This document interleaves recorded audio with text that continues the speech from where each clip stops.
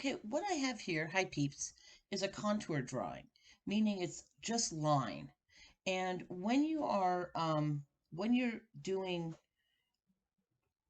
shading, you want to kill those lines. I'm gonna kind of cheat a little bit and lower the opacity, but you don't really have lines in nature. So once I change a space by making a line, what I'm really doing is saying this shade is different than this shade because we have different shades in nature. So there's two reasons to do shading. One is to show a light source. So if my light source was here, this part would be shaded more than this part because it would shine the light here, okay? And if I had a light source there, it would be the same thing. The light source would go there, okay? So right now, the first thing we're going to do is we're just going to shade the face for the shape of the face. Now, what is volume? Volume is the roundness of a form, okay? So when you're shading, what you're really doing is you're showing the ins and outs of things. The darker the shade, the farther in it goes, and the lighter the shade, the farther out it goes. And we're going to use the white of the paper, quote unquote, and I'm going to start shading. Now, the first thing I'm going to do is I'm going to shade the um the physical anatomy of a face. So if you ever have looked at a skull, you're going to find that usually there's like holes here, right? So I'm going to shade here a little bit. I'm going to shade on the edges because one thing I really want to do is I really want to kill the lines, okay? I don't really need lines because really what I need are different shades of color, okay? Different values. Another word for shade is values. And as you can see, this Apple Pencil is just rocking my world right now. Okay, so what I'm doing now is I'm shading. I'm just kind of starting with the face, showing where the facial forms are. I'm also going to shade the hair. And remember when we did the hair thing that we talked about how the shades of the hair are darker underneath here and they become lighter, okay? So I'm not going to get fancy with it. I'm just kind of right now doing the shapes of the major shadings, okay? So how do you know where things need to be shaded? Well, if you bothered to draw a line there, what you were basically saying through your line is this isn't really a line, this is a different shade. Okay. So when you do a bunch of lines, what you want to do is you want to kill them. You want to give birth to them. Well, no, that's never mind. I'm not going to go there. So the first thing I'm going to do is I'm just going to go on my lines and kill them so that you don't see them. Okay. Because there are no lines in nature. So all the line of the face and stuff, I'm just going to shade lightly in and I'm going to kill those lines, okay? Sometimes you have to kind of figure out, well, which one is darker? Is the chin darker or the neck darker here, okay?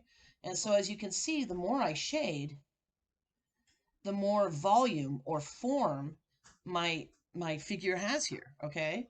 Now that I've done like kind of the big shading, I can go in and I can really, so for instance, there's really no line on the nose here, but the nose does stick out, okay? So I'm going to shade around the nose and kind of kill that line there, okay? Because lines are not in nature. They're made up things that we make up, okay? And as you can see right here is underneath, if anyone's ever put on makeup, you'll know that I'm just kind of using the same techniques as makeup. That makeup is actually a really good way, makeup artists have a really good sense of how shading goes, okay? Because they basically shade with makeup, okay? And don't be afraid to get dark and do some strong shading, okay? It won't hurt. Things will still be showing. But as you can see now, so let's say now, so now I've shown the volume of the face, okay, through the shading. And let's say now I do have kind of a light source. Well, then I would shade one side darker than the other, okay? So if my light source was here, all right, now I'm going to shade here a little bit more, okay? And definitely delineate that this is the side that's darker, okay? And as you can see, sometimes the darker you go, the better it looks. You get a lot more detail. You get it to look a little more realistic if that's your effort there, okay? And this side, and don't do what I'm doing because I'm just kind of filling it in so you can get a sense of how I would do it later, okay? But this is kind of how I would shade a face and start darkening this side even more to show a light source, okay? And I'm still going around the shades that I originally made, okay?